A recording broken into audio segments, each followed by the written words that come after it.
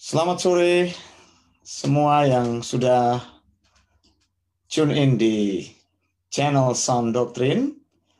Selamat berjumpa kembali bersama saya, Pendeta Wanda Dumais dan juga Erna Dumais dalam siaran live Bible Independent Church. Maranatha, Tuhan Yesus segera datang. Senang sekali kami menyapa saudara semua yang berada di Indonesia dan yang berada di tempat-tempat lain, dimanapun Anda bisa menangkap siaran live dari Bible Independent Church. Selamat bergabung, dan kita tentu akan mulaikan kebaktian kita. Terima kasih untuk Anda yang sudah menyaksikan di live Facebook.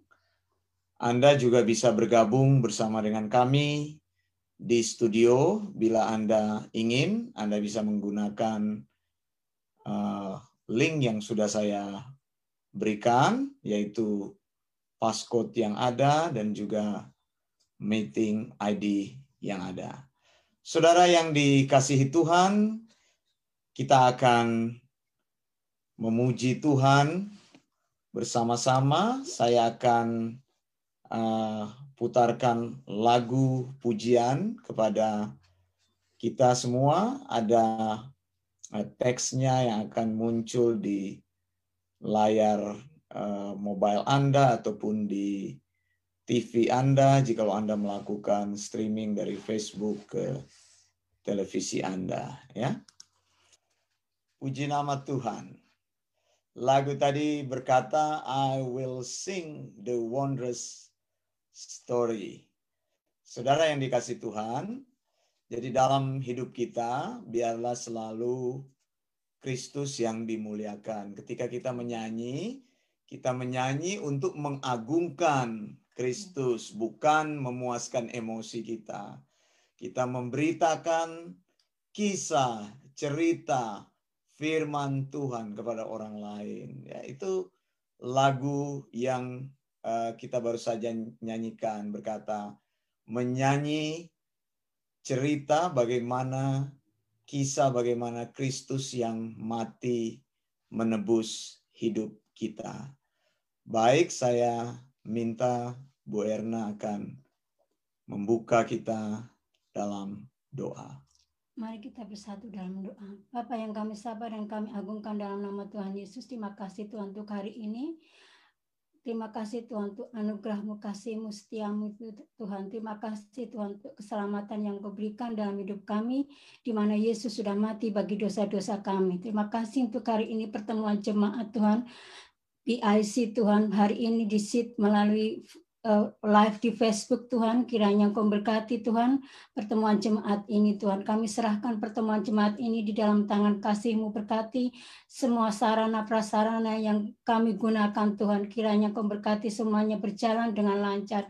Berkati juga Tuhan untuk hamba-Mu yang akan memberitakan firman-Mu, kiranya Kau berkati Pendeta Wanda Dumais dengan hikmat yang daripada-Mu Tuhan, dengan knowledge, understanding daripada-Mu Tuhan, sehingga dia bisa memberitakan sound doktrin itu Tuhan dengan baik Tuhan. Biarlah sound doktrin itu juga bisa diterima oleh orang-orang yang mendengarnya Tuhan. Berkati para teman-teman yang baik yang melalui Facebook Tuhan, biarlah mereka juga mendengar dengan baik. Biarlah Allah Roh Kudus bekerja untuk siang hari ini, sore hari ini Tuhan, sehingga Allah saja yang dimuliakan dalam hidup kami Tuhan. Dalam nama Tuhan Yesus kami berdoa dan mengucap syukur. Amin. Baik, saudara yang dikasih Tuhan, God will take care of you. Jangan pernah khawatir bahwa Ia yang selalu memelihara engkau. Casting all your care upon Him, for He cares for you. Itu pujian yang baru saja kita nyanyikan. Saat ini kita akan membaca dari Proverb, ya, atau Amsal.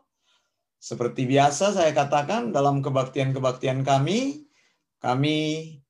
membaca Amsal untuk hari dan tanggal yang tersedia pada saat hari tersebut. Hari ini tanggal 23 Agustus 2020, berarti kita akan membaca Proverb atau Amsal pasal yang ke-23. Baik, kita akan baca Amsal yang ke-23. What about you, Princey? Would you like to read the whole chapter of Proverb 23? Maybe you can come here so the microphone will pick up your voice. Yeah. It's okay if people doesn't see you properly. Yeah. We're going to read the Proverb chapter 23 from NIV, New International Version. Proverb 23. Can you please read the whole chapter, verse 1 up to the end? Okay. When you sit to dine with a ruler, note what is before you, and put a knife to your throat if you are given to gluttony. Do not crave his delicacies, for that food is deceptive. Do not wear yourself out to get rich. Do not trust your own cleverness.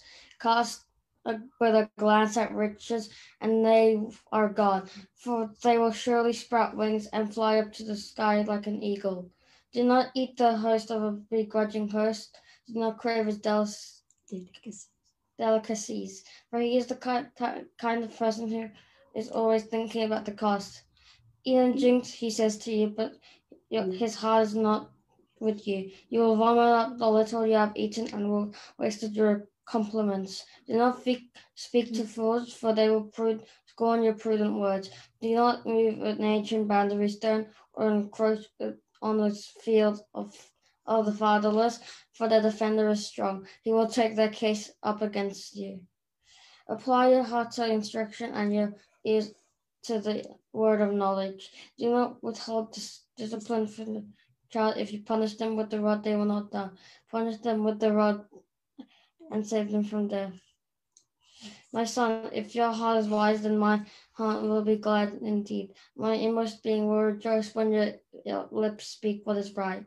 Do not let your heart envy sinners, but always be zealous of the fear of the Lord. There is surely a future hope for you, and your hope will not be cut off. Listen, my son, and be wise, and set your heart on the right path. Do not join those who drink too much wine or gorge themselves in mead, for drunkards and gluttons become poor, and drowsiness clouds them in rags. Listen to your father who gave you life, and do not despise your mother when she is old. Buy the truth and do not sell it. Wisdom, instruction, and insight as well. The father of a righteous child has great joy. A man who fathers a wise son rejoices with him. May your father and mother rejoice. May who gave you birth be joyful. My son, give him your heart and let your eyes delight in my ways. For an adulterous woman is a deep pit, and a wayward wife is a narrow well. Like a bandit she lies in wait, and multiplies the unfaithful among men. My ways. For an adulterous who has woe, who has sorrow, who has strife, who has complaints, who has needless bruise, who has bloodshot eyes, those who linger over wine, who go to sample bones of mixed wine. Do not gaze at wine when it is red, when it sparkles down the cup, when it goes down smoothly. In the end, it bites like a snake and poisons like a viper. Your eyes will see strange things, and your mind will imagine confusing things. You will be like the ones sleeping on the high seas, lying on the rigging. They hit me, you will say, but I am not hurt. They will beat me, but I don't feel. When will I wake so I can find a night drink? Okay, bye. You stay there, because we're gonna have one session, memorizing verses, and then after that, you can go. Yeah, alright. Baik, saudara, saya akan baca Mazmur 2, Psalm chapter 2. I'm gonna read from the Or maybe I can read from the NIV. Yeah? So NIV more easily to understand than King James Version. So Psalm chapter 2 atau Mazmur pasal 2, I'm gonna read the whole chapter.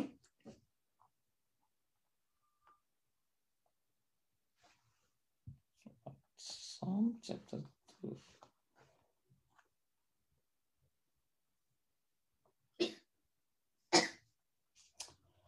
Psalm chapter 2 from NIV.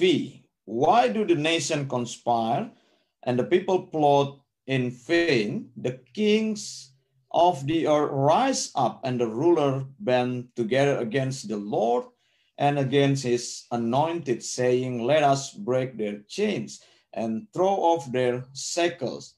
The one enthroned in heaven laughed, the Lord scoffed at them. He rebukes them in his anger and terrified them in his wrath, saying, I have installed my king on Zion, my holy mountain. I will proclaim the Lord's decree. He said to me, you are my son. Today I have become your father. Ask me, and I will make the nation your inheritance, the end of the earth your possession. You will break them with the rod of iron. You will dust them to pieces like pottery. Therefore, you kings, be wise, be warned, you ruler of the earth. Serve the Lord with fear and celebrate his rule with trembling.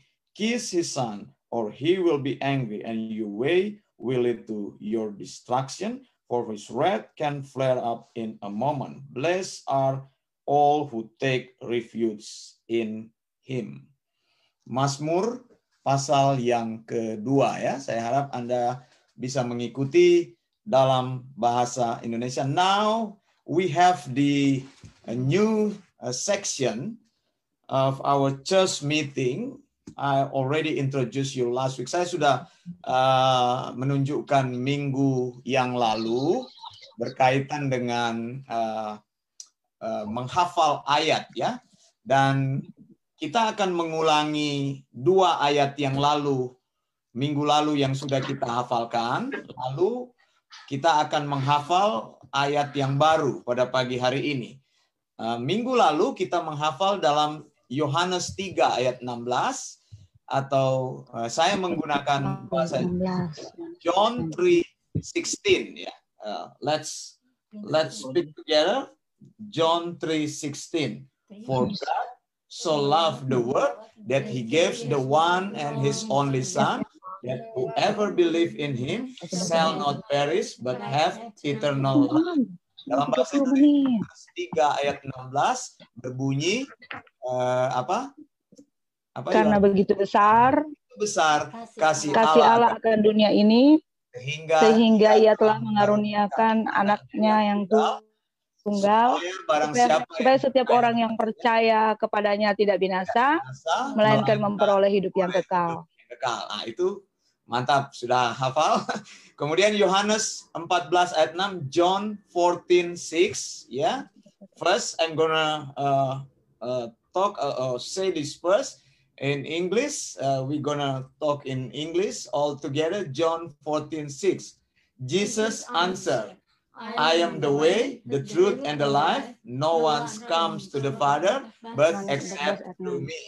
Yohanes 14 ayat 6 dalam bahasa Indonesia. Yesus menjawab, Akulah jalan, dan kebenaran dan hidup.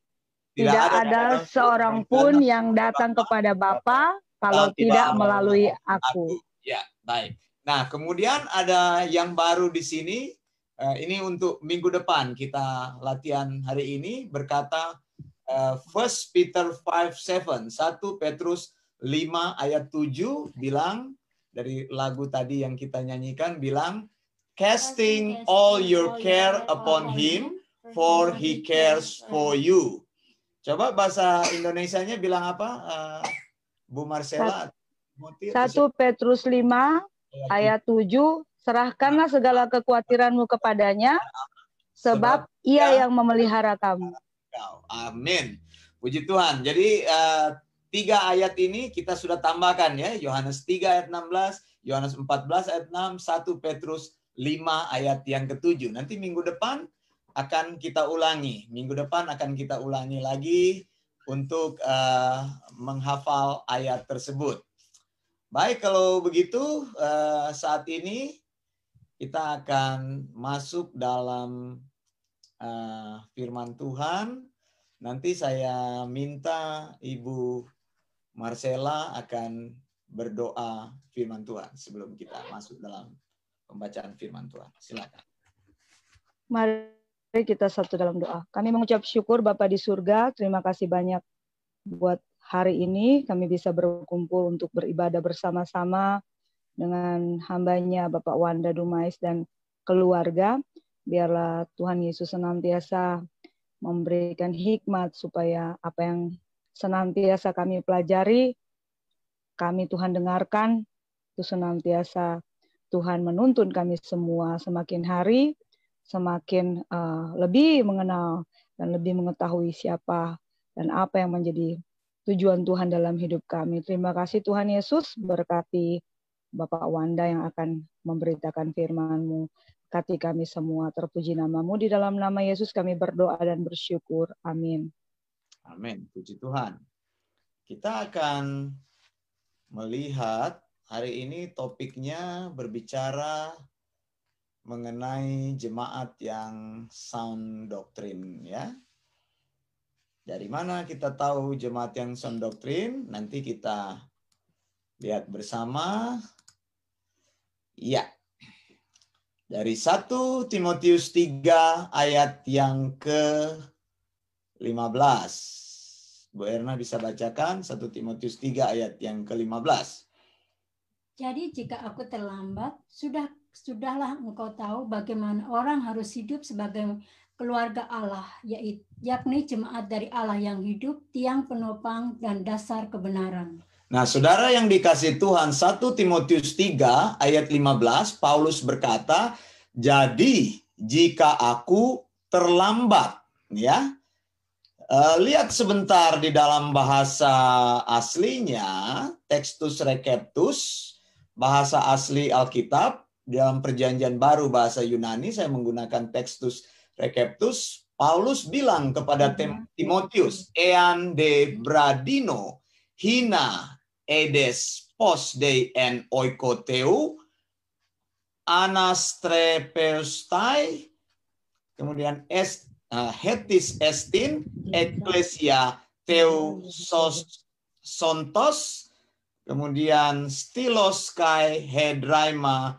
tes aletheas. Oh, saya mestinya taruh di sini ya supaya engkau bisa ikutin. Ulang ya, saya bacakan supaya saya taruh cursornya supaya bisa baca sama-sama.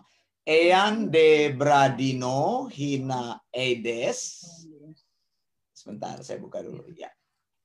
Hina edes, kemudian di sini bilang pos de en oiko teu, kemudian ini hurufnya harus taruh di bawah. Kemudian dikatakan anastrepestai hetis estin ecclesia teu sontos stilos kai hedraima tes aletheas. Oke. Nah, itu ada bahasa aslinya supaya kita untuk menafsirkan, melakukan hermeneutik dan eksegesis, kita mendapatkan wawasan yang lebih baik. Kata terlambat di situ, Paulus bilang, Paulus menggunakan kata bradino, terlambat. Mengapa Paulus berkata jika aku terlambat? Saudara yang dikasih Tuhan, surat Timotius ini sebenarnya ditulis di masa terakhir kehidupan Paulus. Begitu.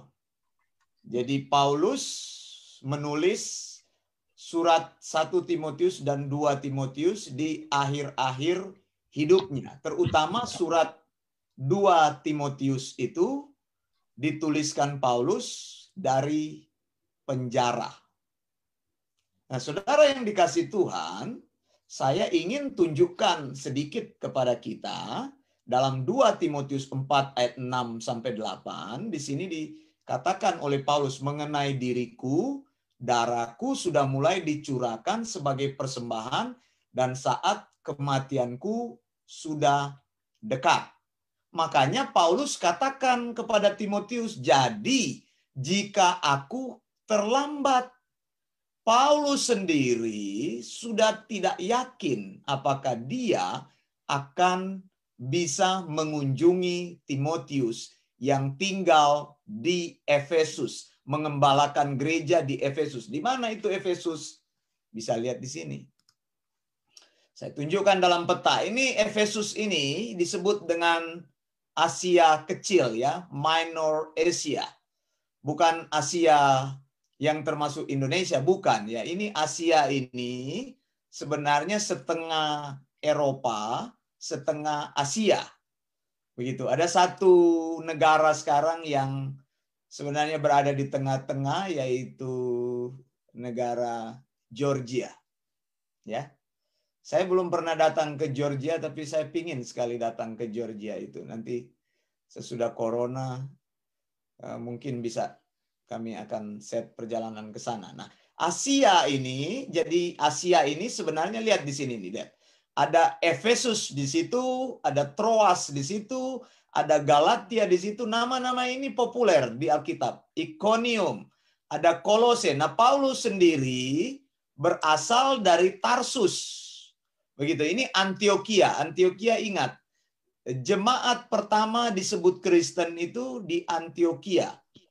Antioquia. Paulus dari Tarsus, Antioquia nih. Roma ada di sini. Kemudian Yerusalem ada di sini. Ini Kaisarea, ini Alexandria ini. Lalu Miletus, Korintus, Tesalonika, Filipi. Jadi sekitar sini. Nah, Paulus katakan, jika aku terlambat.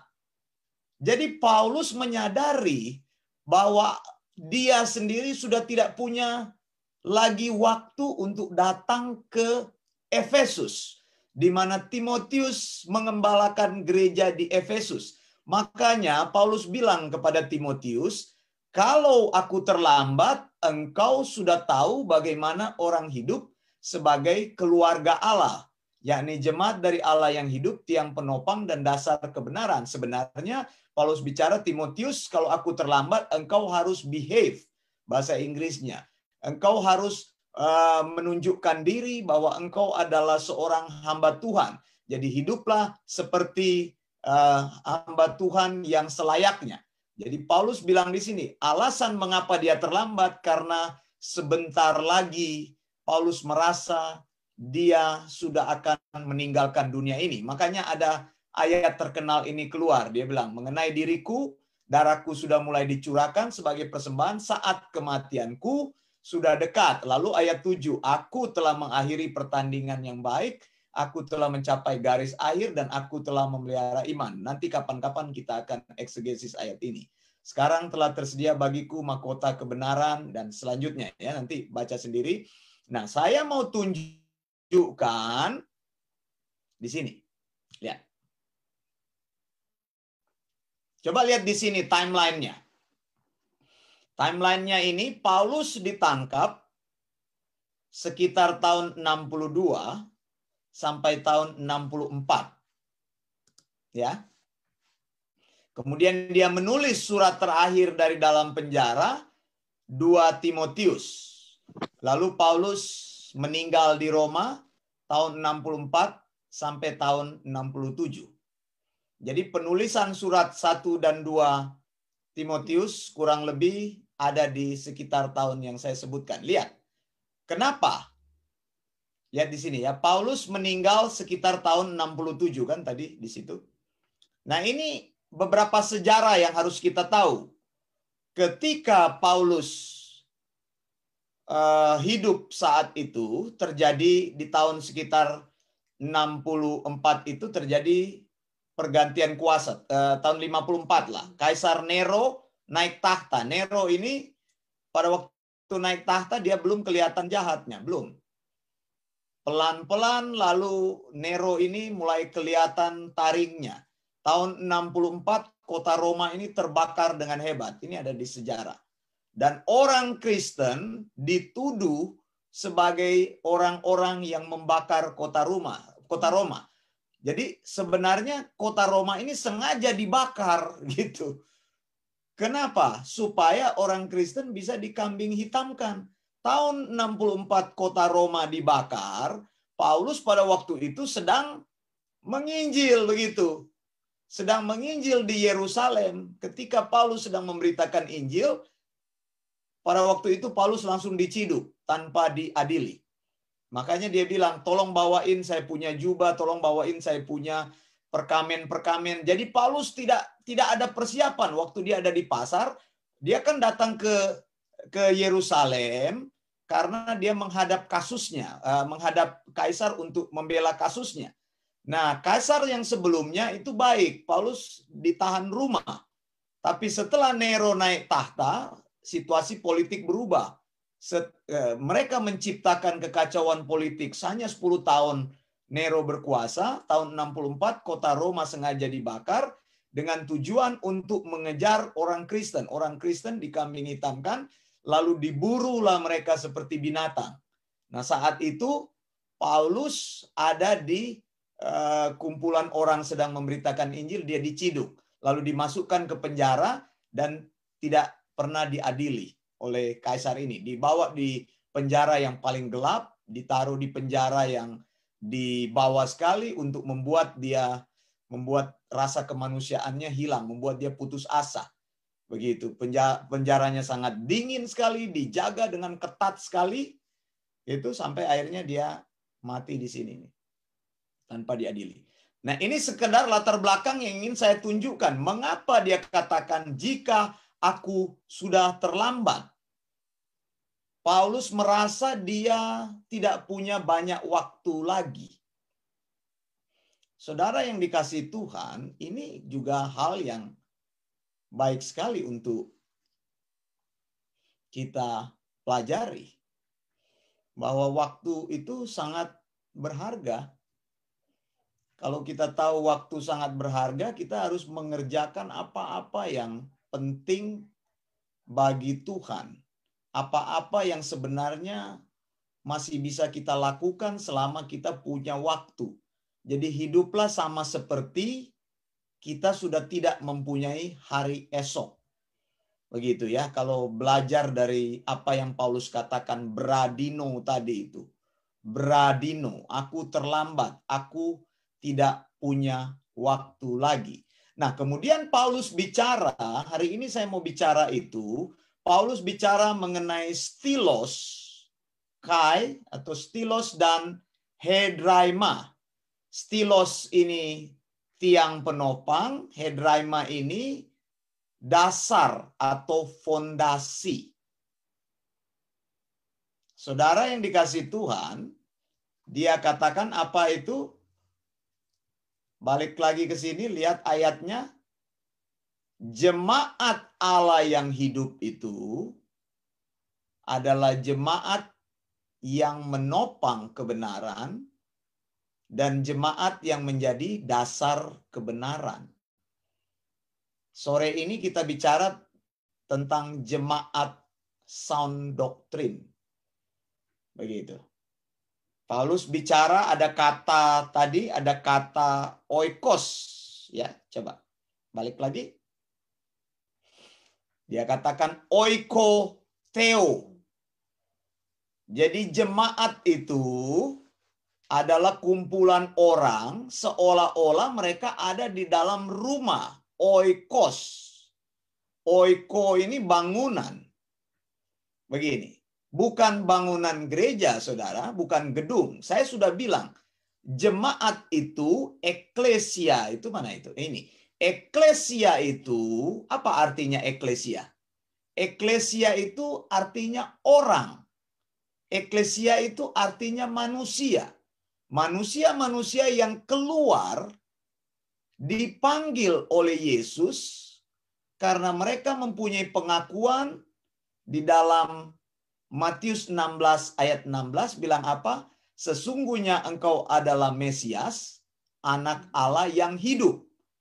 Eklesia ini mengakui bahwa Yesus itu bukan sekedar manusia biasa, tetapi Yesus itu adalah Mesias. Mesias atau Hamasiah. Mesias itu artinya apa? Yang diurapi. Nah, ini kata Mesias penting. Kata diurapi penting. Saya ingin mengoreksi kata diurapi. Jangan berdoa bilang, ya Tuhan, urapi hambamu. Atau bilang, ya Tuhan, kami minta urapanmu ada di tengah-tengah kami. Ya Tuhan, urapilah kami. Loh, kamu mau minta urapan, kamu mau jadi Mesias. Eklesia itu mempunyai pengakuan iman bahwa Yesus adalah Hamasiah. Yesus adalah Mesias. Mesias itu artinya yang diurapi. Begitu. Makanya kita jemaat Tuhan yang mempunyai pengakuan bahwa Yesus adalah Mesias, anak Allah yang hidup, saya sudah jelaskan, anak Allah bukan Allah beranak, tapi anak Allah itu adalah istilah yang menunjukkan kesetaraan Yesus dengan Allah. Jadi eklesia itu adalah orang-orang yang punya pengakuan bahwa Yesus Kristus adalah Allah yang hidup, adalah Mesias yang diurapi. Nah, saudara jangan bilang ya urapi Tuhan. Itu ada lagu yang tidak alkitabiah itu. Urapilah kami dengan minyak baru. Bagaimana mau minta urapan apa? Di perjanjian lama, minyak urapan itu memang digunakan untuk mengurapi benda-benda di kebaktian, di bait Allah. Lalu minyak urapan dipakai untuk mentabiskan imam atau raja. Tapi perjanjian baru sejak Yesus datang sudah tidak mengenal lagi urapan. Yesus adalah satu-satunya orang yang diurapi dengan pengurapan sebagai imam, raja, dan nabi. Jadi kalau kita katakan minta urapan apa? Karena orang yang percaya kepada Yesus hidupnya didiami Roh Kudus. Engkau tidak perlu mengundang lagi Roh Kudus untuk datang dalam hidupmu. Roh Kudus sudah ada di dalam engkau. Tidak perlu bilang, Tuhan urapilah kami. Tuhan, urapilah hambamu. Urapi apa? Kalau engkau mau doakan, urapi pendeta Wanda Dumai supaya dia bisa membawa firman. Misalnya contoh. Ya tidak. Saya tidak membutuhkan urapan dari Tuhan. Karena apa? Yang diurapi adalah Yesus. Ya kita mempunyai pengakuan iman itu. Dan kita disebut eklesia. Nah, eklesia itu jemaat yang keluar dari dunia ini, yang dipanggil untuk mengakui Yesus, mereka masuk di dalam apa yang disebut dengan oikos. Tadi ya, oikoteu. Jadi bangunan Allah ini bukan rumah gereja, tapi jemaat itu eklesia bagaikan bangunan, sebuah rumah di mana mereka bertemu sama lain, maka satu sama lain, makanya ada namanya pertemuan jemaat, itu namanya ibadah secara korporat ya. Corporate worship itu ya.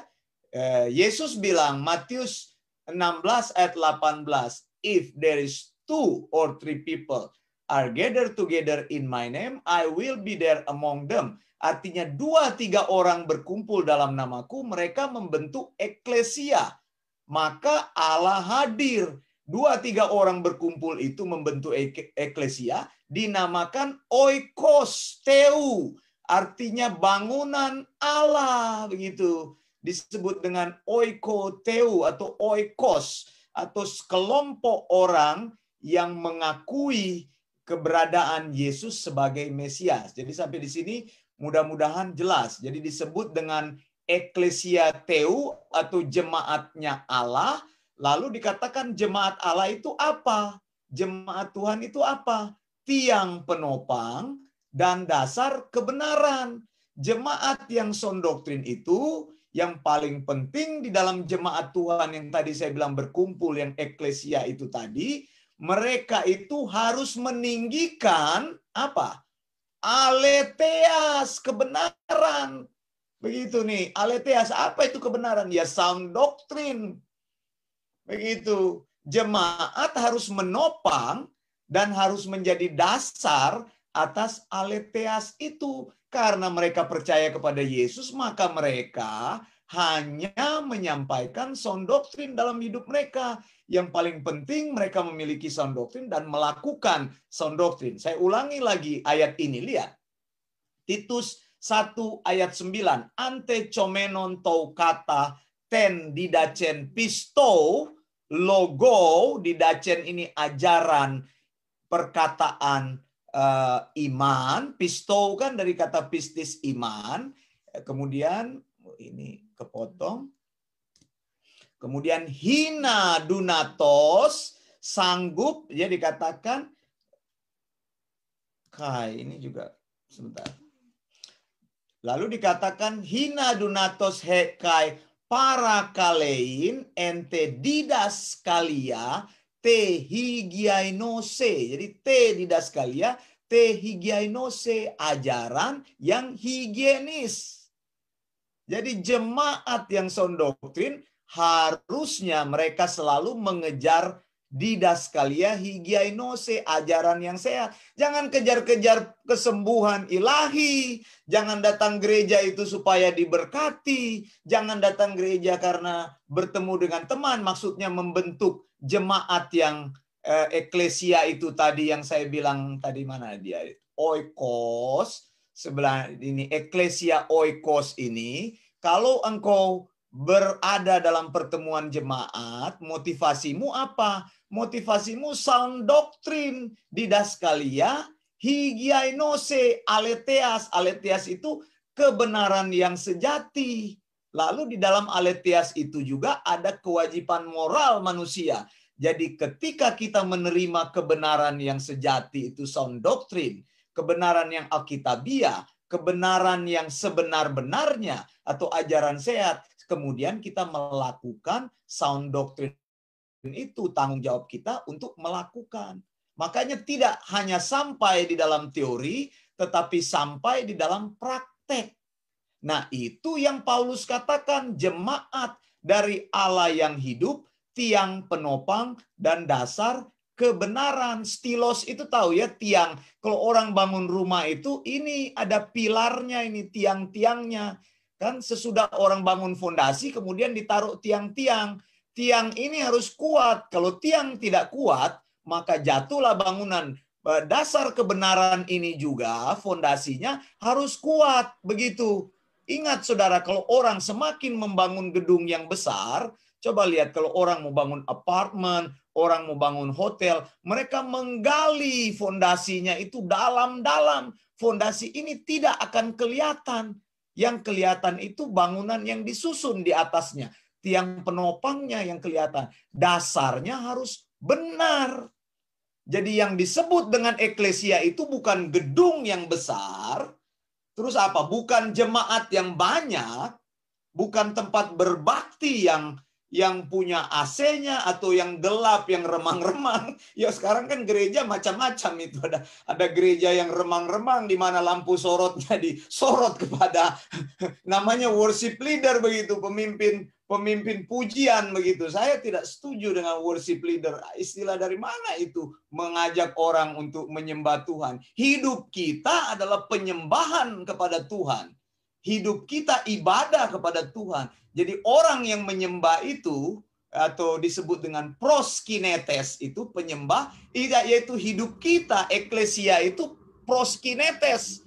Eklesia itu jemaat yang mempunyai pengakuan akan ketuhanan Kristus itu, hidupnya menyembah Tuhan. Ya kalau engkau lagi setir mobil, engkau tetap terkoneksi kepada Tuhan. Kalau engkau sedang bekerja, engkau tetap terkoneksi kepada Tuhan. Dimanapun kita, iman kita selalu terkoneksi kepada Tuhan. Doa dan ibadah dan penyembahan itu sama. Bukan nanti kita ada di dalam pertemuan jemaat. Pertemuan jemaat ini hanya bersifat korporat, jemaat bertemu satu sama lain, saling menguatkan, saling bertukar informasi, belajar firman Tuhan, begitu. Tapi ibadah itu di mana saja ibadah berada, di mana saja kita berada, karena Roh Kudus ada di dalam kita. Jadi tidak dibatasi, bukan karena kita mau datang ke tempat tertentu lalu kita katakan, ibadah kami ini ibadah yang dipenuhi dengan hadirat Tuhan. Saudara, datanglah saudara untuk merasakan kehadiran Tuhan, hadirat Tuhan. Ini iklan macam apa kan, banyak Anda baca di koran-koran atau di Facebook. Datanglah ke kebaktian kami dan nikmatilah hadirat Allah. Apanya yang mau dinikmati? Hidupmu adalah bait Allah. Hadirat Allah berdiam di dalam engkau. Engkau tidak perlu datang untuk menikmati hadirat Allah, karena engkau adalah tempat di mana bait Allah itu berdiam. Tubuhmu adalah bait Allah karena disebut eklesia. Begitu. Tadi kan saya sudah bilang proskinetes. Penyembah Tuhan itu menyembah Tuhan dimanapun kita berada. Kita menyembah Tuhan dengan pekerjaan kita. Kita menyembah Tuhan dengan bisnis kita. Makanya banyak orang bilang, ini orang bahasa rohnya kencang, tapi praktek nipu terus. Begitu.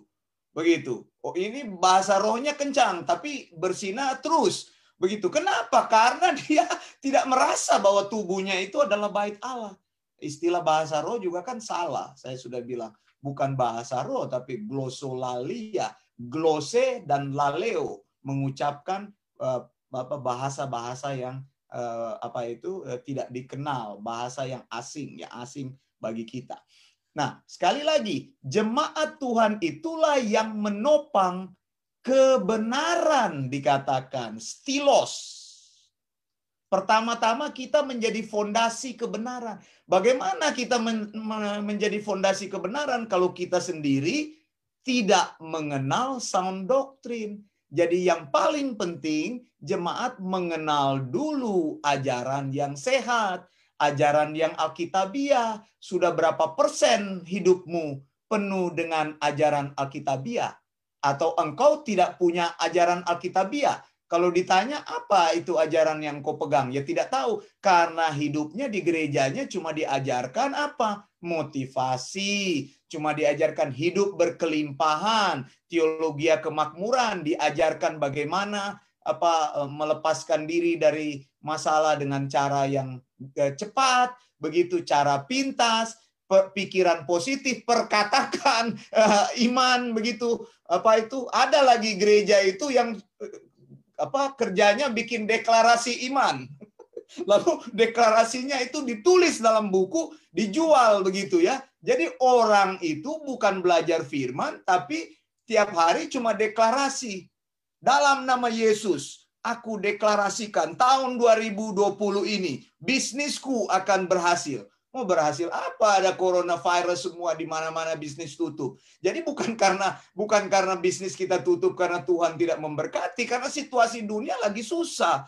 Australia aja negara yang besar juga mengalami kesusahan. Amerika juga negara yang besar mengalami kesusahan. Mengapa? Karena negara sekarang sedang spending money. Semua uang itu sedang negara berikan kepada rakyatnya supaya rakyatnya itu bisa makan. Bagaimana lagi investasi tidak masuk, semua ditutup. Saya dengar di Indonesia tidak akan dibuka investasi ataupun kunjungan orang asing sampai akhir tahun 2020. Ya sama, semua dunia lagi susah. Kita kan tidak mau terima orang yang ada coronavirus lalu menjangkiti negara kita, lalu semua terjangkit. Anda aja kalau datang ke Australia dilarang Anda bawa. Coba Anda nggak boleh di Australia itu bawa produk-produk daging, bawa tanaman. Itu disita, langsung disita. Makanan itu disita semuanya. Kalau datang ke Amerika bahkan disemprot anti hama begitu ya, disemprot masuk ke satu ruangan, Anda berdiri di situ disemprot. Karena mereka tidak mau masuk virus, kan sudah terbukti sekarang. Virus itu bisa menjangkiti dari mana-mana begitu. Jadi ketika orang masuk negara yang tadinya sehat kemudian terjangkit penyakit. Nah, jadi saudara yang kekasih, bukan deklarasi-deklarasi iman. Aku deklarasikan tahun ini akan ada kelimpahan masuk di dalam hidupku. Tiap tahun ganti tahun deklarasi terus. Itu ada itu pelayanan yang seperti itu. Jadi dia punya kebiasaan tuh deklarasi, bikin deklarasi, jual buku deklarasi karena tidak mengerti sound doctrine. Ya, firman itu diajarkan, bukan diperkatakan. Kita menghafal ayat supaya ayat itu kita mengerti, supaya kita mengetahui ketika kita mencari ayat-ayat yang berhubungan dengan itu. Bukan ayat itu kita hafal lalu kita tengking iblis, kita mulai lempar ayat satu-satu. Tidak seperti itu. Jadi belajarlah menjadi jemaat yang sound doctrine. Sekarang kalau engkau merasa engkau adalah jemaat eklesia, sudah berapa banyak aletheas atau sound doctrine yang memenuhi hidupmu? Saya katakan, berusahalah dalam hidup ini menambahkan kebenaran demi kebenaran. Tahun ini mungkin 10%, saya bertekad akan 50%, saya bertekad akan 75% sampai 90%. Mungkin tidak bisa 100%, karena 100% ya tidak ada jemaat yang sempurna. Kesempurnaan hanya milik Tuhan. Ya mungkin 95% ya sudah bagus. Artinya kalau kita mau mencari kebenaran, cari gereja yang mengajarkan sound doctrine. Cari teman yang dia memang memikirkan ajaran yang sehat. Jangan cari teman yang membawa engkau bukannya masuk kepada ajaran yang sehat, tapi membawa engkau pada ajaran yang kacau-kacau. Ada orang yang sudah tahu kebenaran sound doctrine, dia bilang keluar dari sound doctrine, terus saya bilang mau apa keluar dari sound doctrine, mau cari apa? Karena sound doctrine itu dari Alkitab. Anda tidak bisa kalau sudah tahu sound doctrine keluar dari sound doctrine. Anda harus mencari kebenaran Alkitab sampai hidupmu dipenuhi oleh kebenaran firman Tuhan. Mengapa? Ketika kita pulang kepada Bapa, kita tidak membawa apa-apa. Apa yang kita bawa ketika kita kembali kepada Bapa? Kebenaran yang kita terima dan kita miliki di dalam hidup ini dan kita praktekkan. Kebenaran ini bersifat kekal. Sound doctrine. Nah, saudara yang dikasih Tuhan, ada beberapa hal yang saya catat di sini. Jemaat sound doctrine itu apa? Jemaat sound doctrine itu publish the truth. Merekalah yang mengeluarkan kebenaran firman Tuhan. Jadi di dalam jemaat sound doctrine hanya diajarkan sound doctrine, hanya diberitakan firman Tuhan yang alkitabiah, hanya dirilis firman Tuhan yang alkitabiah. Inilah yang harus kita cari. Di mana yang mengajarkan sound doctrine? Apakah tempat saya, gereja saya mengajarkan sound doctrine? Kalau tidak, buang waktu engkau ada di situ. Buat apa engkau mendengarkan seumur-umur hidupmu? Hanya mendengarkan tradisi manusia, hanya mempraktekkan tradisi manusia, hanya melakukan sesuatu yang tidak pernah Tuhan ajarkan kepadamu. Ya buat apa begitu? Buat apa kalau tidak? Buat apa kalau tidak betul-betul mengajarkan sound doctrine? Begitu. Karena dalam jemaat yang sound doctrine, kebenaran itu dirilis, dipublikasikan, disebarkan kepada jemaat, kepada orang lain. Ingat kata ini nih. Titus 1 ayat 9, antechomenon, berpeganglah, ya, antechomenon, tou kata, kepada perkataan yang sesuai. Ini kata ini sesuai, artinya ten didacen, ajaran logos, ini logos firman Tuhan, pisto ini adalah pistis, iman, pada ajaran yang sesuai dengan ajaran iman. Kemudian dikatakan hina donatos, yang sanggup, ya. Kemudian he kai dan para kalein. Dan kalau engkau sudah memiliki ajaran itu, maka engkau sanggup menasehati. Para kalein kan para kletos, menasehati, menghibur, atau memberitakan. Jadi pertama-tama holding fast, antechomenon. Jadi diri kita harus penuh dengan ajaran yang sehat, harus mengenal ajaran yang sehat, lalu kita mempraktekkan ajaran yang sehat. Mana bisa orang mempraktekkan ajaran yang sehat kalau dia sendiri tidak mempunyai ajaran yang sehat? Bagaimana bisa mempraktekkan? Ada banyak, saya sudah contoh. Mengapa orang bersikuku terus bahasa roh, ngomong bahasa roh, bahasa roh, bahasa roh? Padahal di Alkitab tidak ada istilah bahasa roh. Kalau Alkitab menggunakan bahasa roh, dia berarti dikatakan pneuma laleo. Tapi di Alkitab istilah yang digunakan adalah apa? Glossolalia atau glosse laleo, bahasa baru. Tapi saya sudah bilang, lie itu salah menerjemahkan. Dipakai kata bahasa roh, orang berpikir rohnya bisa bicara. Sekarang kalau saya tanya, apakah ketika engkau berbicara bahasa roh, misalnya sandal lama, kuria lama, takarama, sira lama, takalama, kurama, sanda, hira lama, apakah Anda bicara itu rohmu yang bicara? Kan tidak, mulutmu yang bicara. Nah, saya bilang at some point, they are crossing path with someone who speak those language. Jadi mesti ada orang yang bicara kata-kata itu, baru dia bisa ngomong. Begitu. Saya tahu kata makan, karena ibu saya dulu mengajarkan saya makan. Makan. Lalu dia ajarkan, kalau ngomong makan itu, masukkan makanan ke dalam mulut.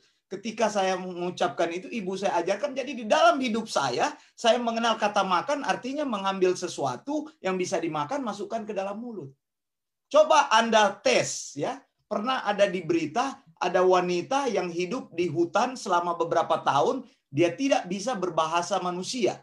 Mengapa? Karena tidak ada orang yang feeding dia, tidak ada orang yang memberitahu kata apa itu. Jadi tidak bisa berbahasa itu. Nah, bagaimana mungkin orang yang bicara bahasa roh, dia bilang bahasanya keluar dari roh. Roh mana yang berbicara? Mulutmu bicara. Karena pikiranmu memproses kata-kata tersebut, mulut berbicara. Language itu atau tongue itu, bahasa figuratifnya artinya language, artinya bahasa. Jadi glose itu adalah tongue dalam bahasa Indonesia. Laleo itu bicara. Jadi bicara lidah atau tongue atau berbahasa yang baru. Jadi kalau seseorang tidak pernah mengucapkan kata itu, engkau tidak pernah bicara. Nah, orang-orang yang mengucapkan tadi kuria lama sanda, hikara lama sakuria papa, itu mereka pernah dengar itu dalam satu saat begitu. Ada yang ngomong, ya biasanya pendetanya yang ngomong, lalu jemaatnya mengikuti, lalu terus sampai mereka bilang bahasa roh. Bagaimana mungkin rohmu berbicara, yang mulut yang berbicara itu mulut, bukan roh. Bisa masuk akal ya, sampai bisa ngerti apa yang saya jelaskan ini. Jadi yang bicara itu bukan roh. Kan roh di situ huruf kecil. Masa roh kita tercabut menjadi praktek astral projection begitu, roh tercabut lalu bicara. Tidak ada roh yang bisa berbicara tanpa bantuan jiwa. Karena roh dan jiwa itu satu adanya. Firman Tuhan katakan Ibrani 4 ayat 16, hanya firman Tuhan yang bisa memisahkan roh dan jiwa. Jadi yang disebut dengan wanda dumais itu rohnya dan jiwanya satu. Kalau seseorang meninggal, tubuhnya tertinggal di kuburan, roh dan jiwanya kan kembali kepada Sang Pencipta. Jadi roh jiwa itu tidak bisa dipisahkan. Saya sudah jelaskan nanti saat kebangkitan, saat rapture, kebangkitan orang percaya, Tuhan berikan tubuh. Karena tubuhnya sudah tertinggal, sudah hancur. Tubuh jasmani kan tidak bisa mendekati Allah, sudah hancur. Jadi saudaramu, ayahmu, mamamu, papa saya, mama saya sudah meninggal. Nanti saat rapture, mereka akan mengalami tubuh yang baru. Jadi jangan pikir orang yang mati, kena bom Hiroshima, tapi dia orang percaya. Sudah nggak ada tubuhnya, mau cari kuburan yang ada. Tapi roh dan jiwanya masih ada. Begitu. Nah, itu maksud saya yang disebut dengan antechomenon itu berpegang pada ajaran.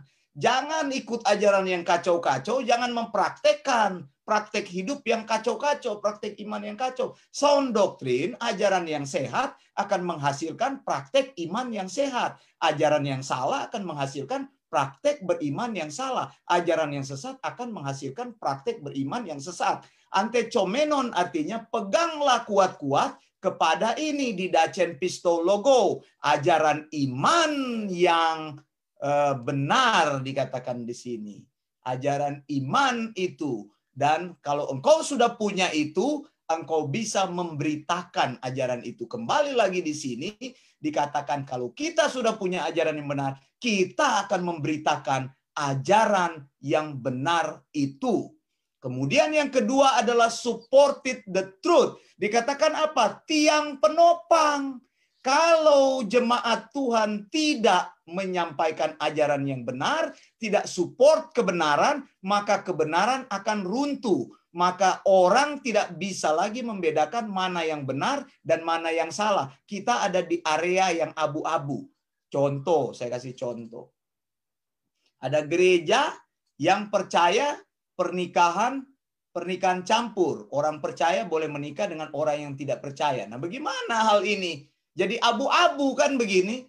Orang percaya boleh menikah dengan orang yang tidak percaya. Lalu diberkati di dalam gereja itu. Jadi kalau kita tidak supported, maka kebenaran itu nanti akan abu-abu di dalam gereja. Akan abu-abu, sudah tidak jelas mana yang firman Tuhan. Kalau kita tidak junjung tinggi Alkitab, maka orang-orang tadi saya bilang mereka beli itu buku deklarasi iman, lalu tiap hari mereka deklarasi, Tuhan, aku deklarasikan dalam nama Tuhan Yesus, coronavirus tidak akan menyentuh hidupku. Bukan begitu cara beriman, itu cara beriman yang salah. Kita percaya tubuh kita bait Allah. Kita beriman bahwa Tuhan melindungi kita dan juga kita melakukan tindakan-tindakan yang preventif, yaitu memakai mask, menjauhi tempat-tempat yang terkontaminasi. Begitu, bukan melakukan deklarasi iman. Dalam nama Yesus, usahaku akan berlipat-lipat ganda keuntungannya tahun ini. Dalam nama Yesus, tahun ini aku akan pergi ke luar negeri. Dalam nama Yesus, tahun ini aku akan beli Apple Watch. Dalam nama Yesus, tahun ini aku akan beli mobil Mercedes-Benz. Itu deklarasi-deklarasi yang ngawur. Mengapa? Karena ingin supaya kita mendapatkan sesuatu dengan cara yang gampang. Tidak bisa seperti itu. Sekarang kalau semua orang melakukan itu, siapa lagi yang percaya pada kebenaran firman Allah? Buktinya kalau kita tidak supported Alkitab, tidak mengangkat Alkitab sebagai kebenaran yang tertinggi, orang akan berpaling kepada nubuat. Orang akan berpaling kepada mimpi. Orang akan berpaling kepada penglihatan. Jadi waktu pendeta Wanda Dumais beritakan tentang penglihatan, dia marah-marah. Katanya kok penglihatan bukan dari Tuhan. Buktinya saya bisa melihat. Apa yang kamu lihat begitu? Penglihatan apa yang kamu lihat? Saya melihat Yesus. Yesusnya seperti apa? Ya seperti di gambar-gambar itu kan. Saya sudah terangkan gambar-gambar tentang Yesus itu baru muncul tahun 300. Yesus itu orang yang miskin. Yesus itu tidak pernah membuat gambar. Orang Yahudi dilarang untuk membuat image-image yang digambar. Keluaran 20 ayat 7. Jangan membuat bagimu patung, gambar, dan sebagainya. Orang dari kelompok lain bilang, kok orang Kristen Allahnya ada di gambar. Mereka aja yang nabinya manusia tidak ada gambar-gambar. Coba buktikan kepada saya.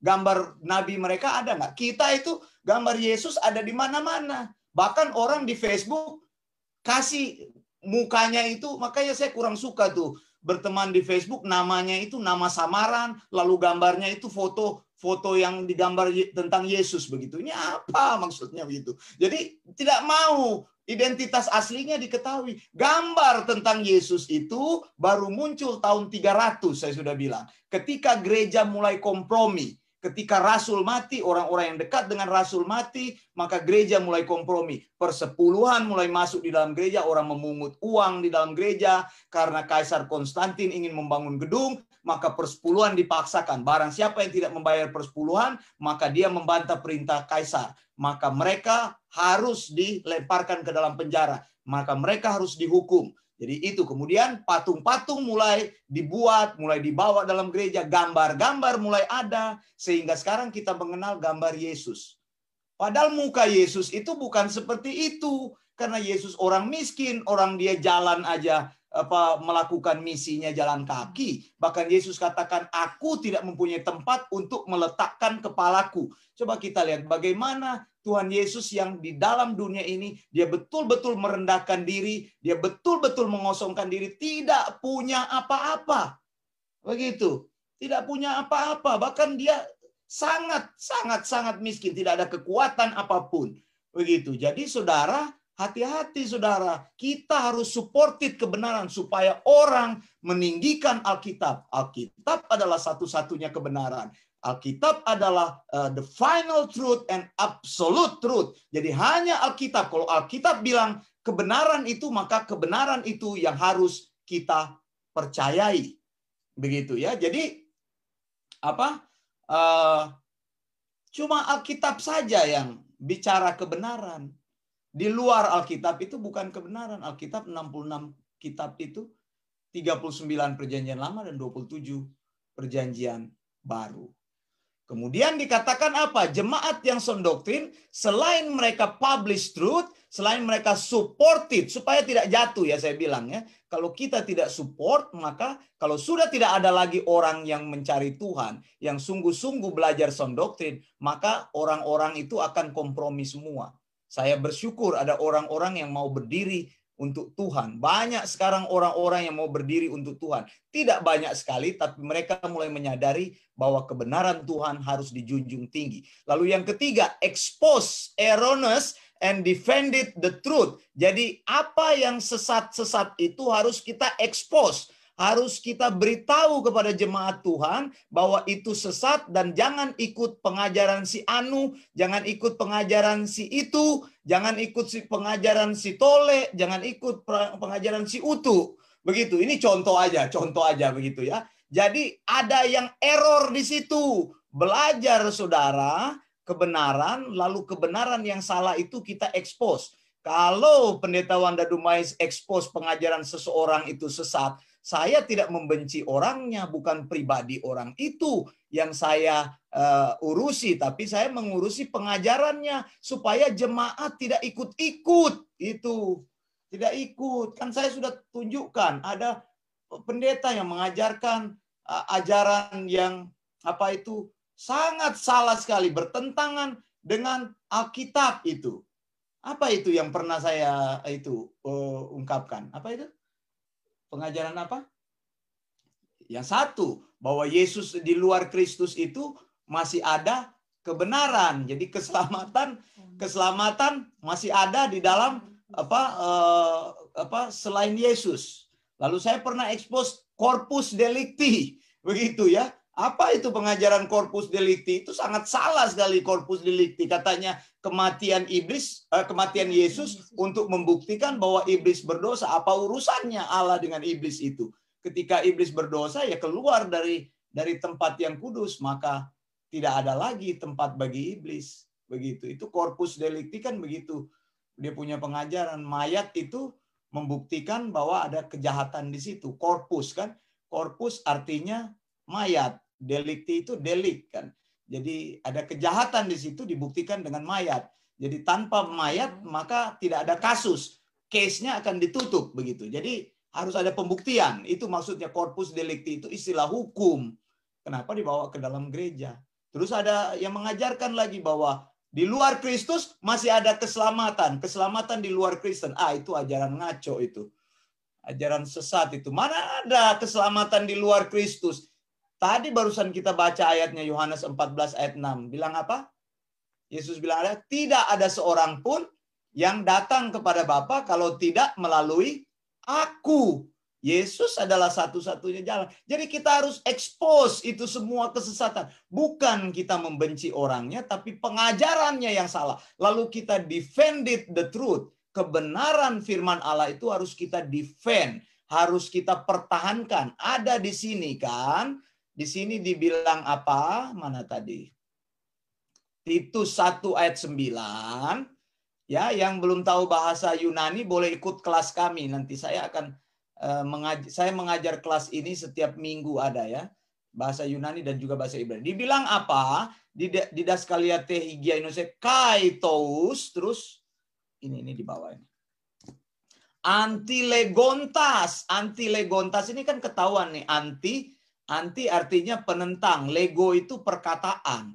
Jadi orang-orang yang menentang ajaran yang sehat, yang menentang didaskalia ini. Elekcein, jadi bisa menasehati, bisa menegur. Jadi kita kan ada 3. Kita berpegang pada ajaran yang sehat, lalu kita parakalein, kita beritakan. Kalau sudah tahu ajaran yang sehat, maju terus di dalam ajaran yang sehat. Jangan berhenti. Buatlah hidupmu menjadi hidup yang alkitabiah. Begitu. Saya sudah jelaskan juga mengenai kata salom itu. Salom itu bukan kata yang alkitabiah. Kalau mau ikut, itu kan salom itu hanya kebiasaan-kebiasaan yang dibawa oleh orang masuk ke jemaat Indonesia. Mana ada orang salom itu dikenal di luar negeri. Tidak ada. Salom itu adalah ucapan damai sejahtera dari Torah untuk orang Israel. Jemaat-jemaat perjanjian baru mengenal Maranatha. Makanya saya berusaha mengajarkan dan kita berusaha mempraktekkan. Pelan-pelan kita akan masuk nih. Anti legontas ini orang-orang itu anti kepada perkataan yang benar itu. Nah, ada orang yang sudah dengar tidak mau berubah, ya silakan aja, nggak ada masalah. Ajaran yang sehat itu tidak pernah dipaksakan. Ajaran yang sehat itu tidak pernah diajarkan dengan kekerasan. Ajaran yang sehat itu adalah ajaran Tuhan Yesus Kristus. Sound doctrine. Dan kita akan berusaha menasehati orang nih, elect chain ini.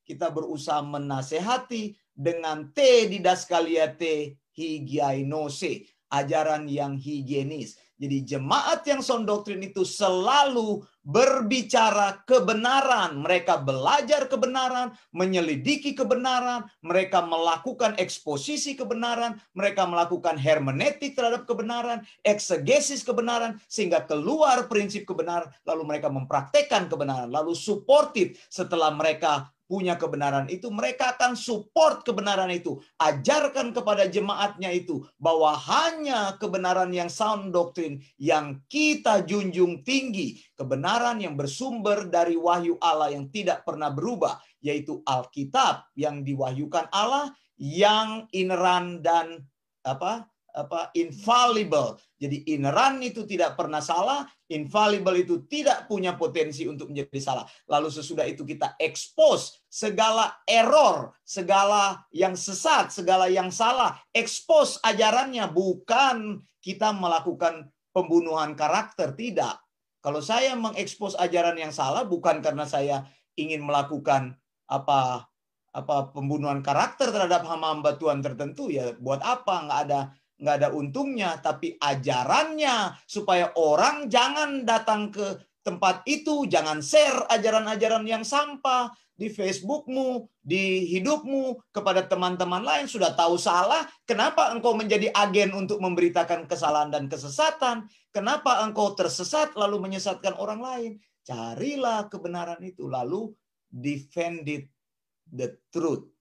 Gitu. Kita yang mempertahankan kebenaran berapapun harganya, karena kebenaran itu adalah aletheas, dikatakan.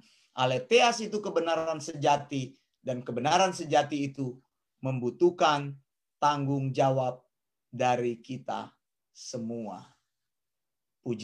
Baik, Bapak Ibu yang dikasihi Tuhan, kita tiba pada ujung acara kita. Kita akan berdoa syafaat. Kebetulan di studio ada beberapa teman yang bergabung. Kita akan doa. Nanti pertama saya minta Ibu Marcella akan doa untuk bangsa dan negara. Ya. Doakan terus agar Indonesia bisa bangkit, ya, bisa ada kemajuan-kemajuan di dalam usaha-usaha pemerintah, terutama dalam krisis ini, corona ini. Saya dengar sudah ada vaksin yang sedang dites, dan mudah-mudahan juga bisa. Jadi beberapa negara juga, Australia juga sedang akan mengetes, mudah-mudahan berhasil, gitu kita doakan. Lalu doa yang kedua, saya minta Bapak kita yang dari Bali, Pak Prem, akan doakan untuk gereja kita, untuk Bible Independent Church. Doakan supaya gereja kita tetap menyuarakan kebenaran, tetap menyampaikan firman Tuhan yang Alkitabiah, supaya banyak orang juga membuat keputusan untuk datang dan belajar firman Tuhan yang Alkitabiah. Doakan juga kelas-kelas kita yang tiap minggu dibuka buat siapa saja yang mau belajar, supaya mereka boleh mendapatkan kesempatan dan bertumbuh dalam Tuhan. Lalu bagaimana? Timothy mau berdoa? Timothy, boleh buka kameranya dulu? Ya. Ya, Timothy boleh doakan kami, keluarga kami yang di sini, ya, saya dan istri dan anak-anak, juga anak saya yang ada istri dan ya, ada di Eropa, namanya Tessa, doakan dia. Tessa di Eropa. Sedang terpisah jauh dari kami, tidak bisa pulang, kami tidak bisa ke sana karena semuanya terblok dari berbagai arah. Juga untuk kemudian itu saja doa. Kemudian Chloe bisa berdoa, ya. Chloe doa untuk sekolah-sekolah, ya Chloe, ya, teman-teman Chloe yang lagi sekolah, biar keadaan ini bisa cepat pulih, jadi teman-teman bisa sekolah lagi, bertemu dengan guru ya, tidak sekolah dari online karena mama papa yang pusing kalau sekolah lewat online, guru tidak mengajar lagi, tapi orang tua yang susah di rumah begitu ya. Nanti Chloe akan doakan supaya bisa ini, nanti istri saya akan doa untuk pemerintah Australia supaya Tuhan tolong juga kasus yang ada di Victoria dengan coronavirus segera bisa berakhir. Kita mulai, Ibu Marcella akan pimpin pertama. Mari kita satu dalam doa. Kami mengucap syukur Bapa di surga, terima kasih banyak buat sore siang hari ini. Kami bisa Tuhan selesai Tuhan, untuk Tuhan kami bisa beribadah bersama-sama, sudah selesai mendengarkan firman Tuhan, biar firman yang kami dengar ini bisa menjadi Tuhan kekuatan buat kami, dan kami bisa membawa banyak jiwa bisa mengenal Tuhan Yesus lebih banyak lagi. Tuhan, kami berdoa buat bangsa dan negara kami, khususnya bangsa Indonesia. Kami minta belas kasihan Tuhan turun untuk bangsa kami. Tuhan memberkati Bapak Presiden Jokowi, memberkati Wakil Presiden, para menteri, bahkan segenap Tuhan pemimpin-pemimpin yang ada di daerah-daerah. Tuhan memberkati. Tuhan mengasihani bangsa kami, khususnya perekonomian bangsa kami Tuhan pulihkan. Tuhan memberikan hikmat kepada pemimpin-pemimpin bangsa kami, supaya mereka Tuhan bisa lebih sigap lagi di dalam Tuhan mereka memimpin bangsa kami. Tuhan memberkati semua rakyat Indonesia, biarlah Tuhan rakyat Indonesia semakin hari semakin bijaksana, supaya rakyat Indonesia Tuhan bisa terhindar dari COVID-19. Dan setiap orang yang saat ini Tuhan sementara mengalami sakit COVID-19, kami minta dimanapun mereka berada di seluruh Indonesia ini, Tuhan menjamah dan memulihkan keadaan mereka sehingga kesembuhan dari Tuhan itu senantiasa terjadi. Kami mohon belas kasihan Tuhan turun buat bangsa kami, dan biarlah bangsa kami semakin hari semakin mendekatkan diri kepada Tuhan. Amen. Dan nama Tuhan saja yang dimuliakan. Kami menyerahkan bangsa kami hanya ke dalam tangan kasih-Mu. Di dalam nama Tuhan Yesus kami berdoa. Amen. Bapa kami yang baik, dalam nama Tuhan Yesus Kristus, saat ini Tuhan kami berkumpul Tuhan dengan saudara-saudara seiman kami, meskipun Tuhan kami lewat Zoom meeting saat ini Bapa, tapi kami bersyukur ya Tuhan, Engkau telah berkati kami Tuhan. Kami semakin hari semakin Tuhan mengerti tentang kebenaran firman-Mu. Apa Tuhan yang harus kami dengar Tuhan selama ini Tuhan, Engkau telah bukakan Tuhan melalui Pak pendeta kami, Pak Wanda Tuhan. Biar akhirnya Tuhan Kau berkati Bible Independent Church ini Tuhan. Biar Tuhan banyak orang, semakin banyak yang mendengarkan dengan kebenaran firman-Mu Tuhan. Biarlah kebenaran-kebenaran ini semakin tersebar luas Tuhan. Biarlah orang-orang semua Tuhan yang selama ini menutup diri tentang kebenaran-kebenaran firman-Mu Engkau bukakan ya Bapa. Sehingga Tuhan, apa yang menjadi misi-Mu Tuhan, datang ke dunia Tuhan, menjadi sempurna Tuhan. Dengan banyak orang diselamatkan karena kebenaran Tuhan. Biarlah kiranya Engkau berikan kepada hati hamba-hamba-Mu yang telah menyimpang dari kebenaran firman-Mu. Kiranya Engkau kembalikan Tuhan, Kau ketuk hati mereka untuk mengerti Tuhan tentang kebenaran-kebenaran dan berorientasi pada firman-Mu sendiri ya Bapa. Terima kasih Bapa, kiranya Engkau berkati Tuhan hari-hari ke depan, kelas-kelas kami Tuhan. Kiranya Engkau berkati semakin hari Tuhan, semakin banyak yang bergabung, dan semakin Tuhan kami boleh belajar Tuhan untuk mendalami, dan boleh Tuhan semakin dalam Tuhan kami boleh mengerti dan boleh Tuhan menyatakan apa yang Engkau kehendaki terhadap diri kami ya Bapa. Terima kasih Bapa, kami serahkan Tuhan gereja ini Tuhan, Bible Independent Church ini Tuhan. Semoga Tuhan ke depan Tuhan tetap berjalan Tuhan. Meskipun kami tidak bisa bertatap muka Tuhan, tapi Engkau ada di mana-mana Tuhan. Engkau ada di segala tempat. Engkau ada di hati kami masing-masing Tuhan. Terpujilah nama-Mu Bapa. Terima kasih Tuhan. Sekali lagi Tuhan, kiranya Engkau memberkati pertemuan kami hari ini juga hari-hari berikutnya. Terima kasih Bapa. Di dalam nama Bapa, Putra, dan Roh Kudus. Haleluya. Amin. Ya Tuhan, kami berterima kasih Tuhan Yesus, kami bisa berkumpul pada hari ini untuk berdoa kepada-Mu.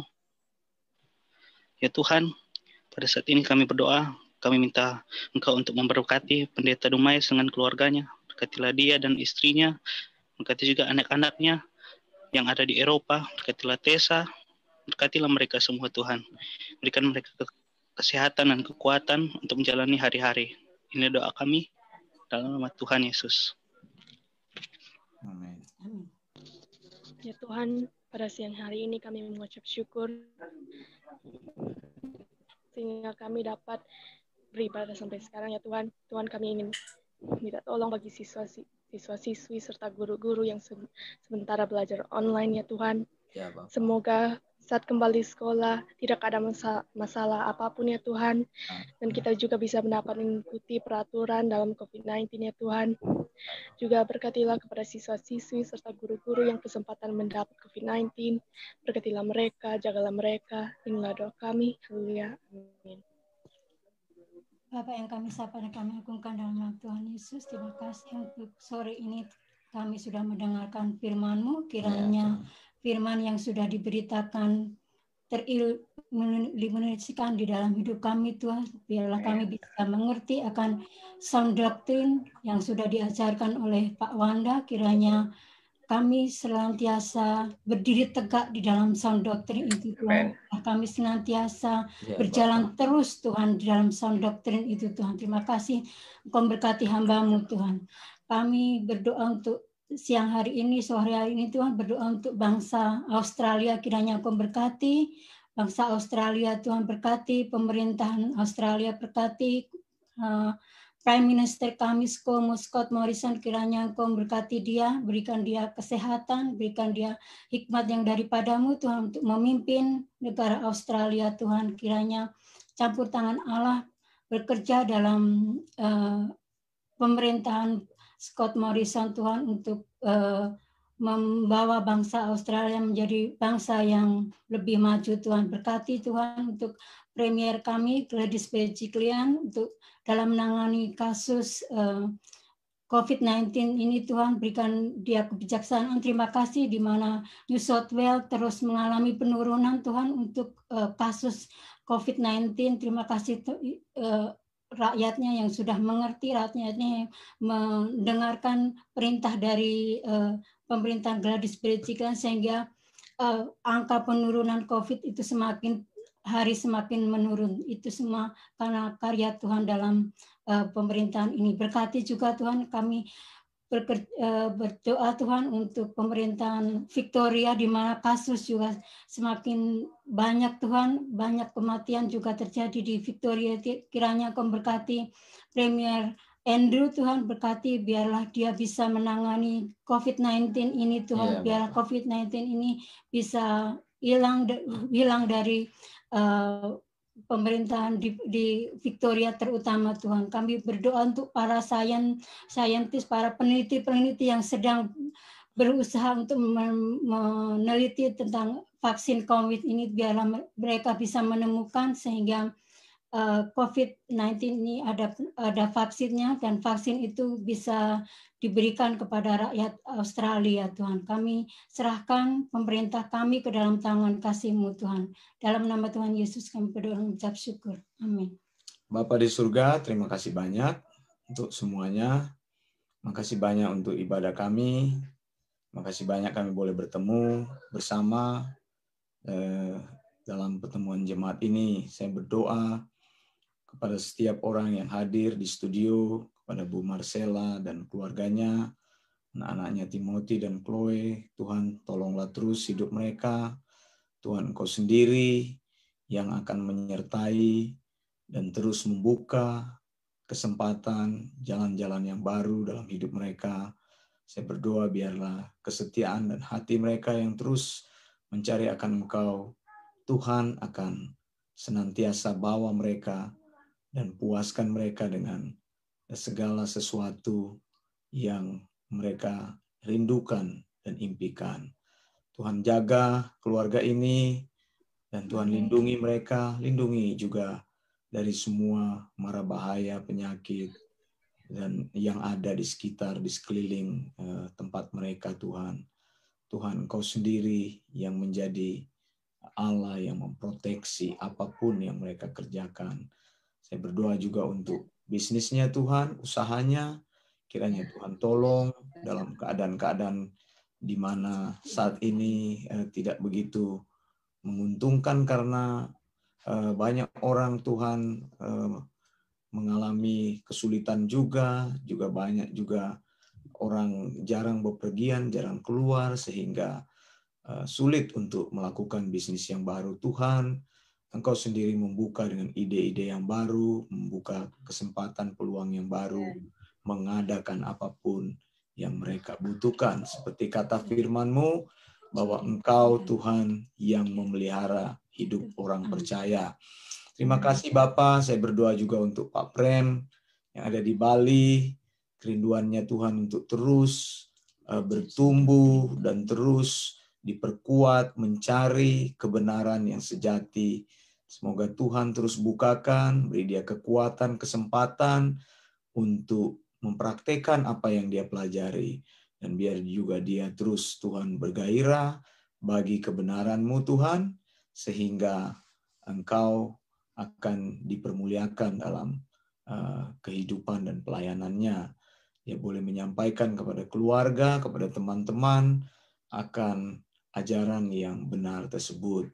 Bapak, di dalam nama Yesus, bagi mereka yang menonton program ini, untuk Bu Lina Dumais yang ada di Kasar, saya doakan juga beserta dengan mamanya. Tuhan, Engkau menolong kehidupan mereka. Tuhan, terus bawa mereka untuk mengenal sound doctrine dan juga mempraktekkan dalam hidup mereka. Tuhan sendiri yang menjadi kekuatan utama dalam keluarga ini, Tuhan. Apapun yang mereka kerjakan, Tuhan berkati. Saya berdoa untuk John dan Cynthia, Tuhan. John yang ada di Halmahera, Cynthia yang ada di Manado juga. Tuhan tolong dalam usaha dan pekerjaannya. Terima kasih untuk berkat-Mu sehingga dia boleh bekerja meskipun jauh dari istrinya. Engkau menjaga, melindungi, menguatkan, menjauhkan dari semua mara bahaya. Sehingga saat dia bekerja, dia boleh menyelesaikan, pada saat cuti nanti boleh bertemu dengan istrinya. Tuhan, pakai teman-teman ini supaya mereka boleh berdiri teguh dalam kebenaran-Mu dan bersungguh-sungguh hati kepada Tuhan untuk mencari ajaran yang benar dan memberitakan ajaran tersebut. Saya doa untuk teman-teman yang ada di Amerika, Tuhan, untuk keluarga Pastor Eric dan juga keluarga Pastor Michael, istri dan anak-anaknya, Ibu Vita dan anak-anak mereka semua, orang tuanya, Tante Syul dan Om Yo, juga orang tua dari Pak Eric dan Pak Michael, yaitu Tante Meti. Tuhan, tolong supaya mereka punya terus kerinduan mencari Engkau, mewartakan sound doctrine di Minnesota dan daerah-daerah sekitarnya, sehingga mereka bisa menjangkau lebih banyak orang. Kebaktian mereka sebentar sore, sebentar malam, Tuhan sertai pagi di sana, biar bisa menjangkau banyak orang. Keluarga Pak Michael dan istrinya Dika, serta anak-anaknya yang terpisah jauh, mungkin tinggal berbeda dari tempat tinggal mereka. Tuhan, Engkau menyertai apapun kegiatannya, Tuhan. Berkati, pakai kedua orang ini, Tuhan, hamba-hamba-Mu yang setia untuk berani berdiri atas kebenaran dan menyatakan kebenaran yang sejati bersama dengan pelayanan mereka. Tuhan, sertai senantiasa. Pakai juga Ibu Renata Tangkilisan yang ada di Belanda, Tuhan, beserta dengan pelayanan sound doctrine yang ada di sana. Tuhan, buat semakin lama semakin diberkati dan banyak orang mendengar pelayanannya, teman-temannya yang sudah dia ajak untuk ikut, supaya mereka boleh tetap berdiri atas kebenaran Tuhan. Hamba berdoa untuk Pak Ferry Gunawan di Sydney dan keluarganya, Tuhan. Tuhan sertai mereka, Pak Ferry yang sudah mengetahui sound doctrine, biar dia bersungguh hati terhadap sound doctrine, menyampaikan kepada keluarganya, dan mereka boleh belajar, bertumbuh, dan bersungguh hati untuk belajar sound doctrine. Teman-teman yang ada di Kalimantan, saya doakan mereka, Pak Martin, Pak Victor, Bu Yuni, untuk Ibet Tuhan, dan suami mereka, keluarga mereka, anak-anak mereka, biarlah mereka terus berjalan di dalam kekuatan-Mu, mengenal Engkau dengan lebih sungguh. Untuk Pak Mosal yang ada di Jakarta, untuk siapa lagi teman-teman kami semua, banyak yang mengikuti Tuhan. Saya tidak bisa sebutkan satu persatu. Untuk Ibu Riyama Tuhan, terima kasih dia sudah pulang ke rumah. Tuhan sudah berikan kesembuhan atas COVID-19. Terima kasih Tuhan. Kiranya Tuhan melindungi terus, dan kiranya juga dia tetap bisa bermasyarakat setelah dia disembuhkan oleh Tuhan, tidak terhalang dengan label penyakit ini ataupun hal-hal lain Tuhan. Untuk Janet dan suaminya, Janet Rosari, dan juga Chelsen Tuhan, Tuhan sertai beserta dengan anak mereka Mika. Hamba doakan mereka supaya mereka berdiri teguh, berani bertindak atas kebenaran. Tuhan membawa mereka semakin kuat berjalan di dalam kebenaran. Terima kasih Bapa, di dalam nama Yesus. Inilah doa kami untuk teman-teman lain yang tidak bisa saya sebutkan satu persatu yang menyaksikan program ini. Saya berdoa agar Roh Allah yang hidup terus memperkuat hidup mereka, dan mereka terus menyadari agar mereka berjalan mencari kebenaran yang sejati dalam Tuhan. Di dalam nama Yesus kami berdoa dan mengucap syukur dan menutup ibadah kami. Amin. Amin. Baik, sebelum kita menutup kebaktian ini, kebaktian kita ini kan bersifat interaktif. Kalau ada yang mau bertanya, satu pertanyaan atau boleh 2 pertanyaan kalau singkat-singkat, silakan yang hadir ataupun yang ada di melalui Facebook. Kalau mau bertanya boleh, kalau tidak ada kita akan tutup pertemuan kita. Dari Timothy atau Chloe mau bertanya sesuatu, boleh. Atau Bu Marcella, Pak Prem kelihatan sudah mundur ya, sudah nggak ada, mungkin dia ada kegiatan.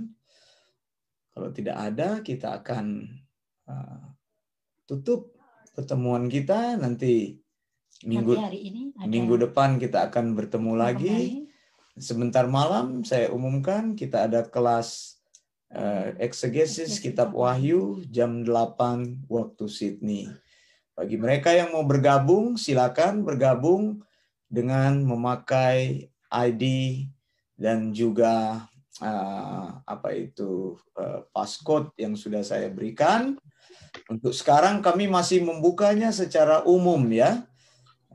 Saya masih mengetes bagaimana perkembangan. Nanti di kemudian hari tentu akan mendaftar bagi mereka yang ikut. Jadi sekarang masih kita buka secara publik begitu. Terima kasih untuk kebersamaan sore ini, untuk keluarga Bu Marcella, Pak Prem, dan teman-teman yang banyak yang sudah mengirim pesan di Facebook. Terima kasih banyak sudah menyaksikan program Bible Independent Church dalam pertemuan jemaat. Kita akan jumpa pada minggu yang akan datang. Saya mengucapkan salam Gereja Perjanjian Baru, Maranatha. Tuhan Yesus segera datang. Bye. Blessings. Bye. Blessing. Bye.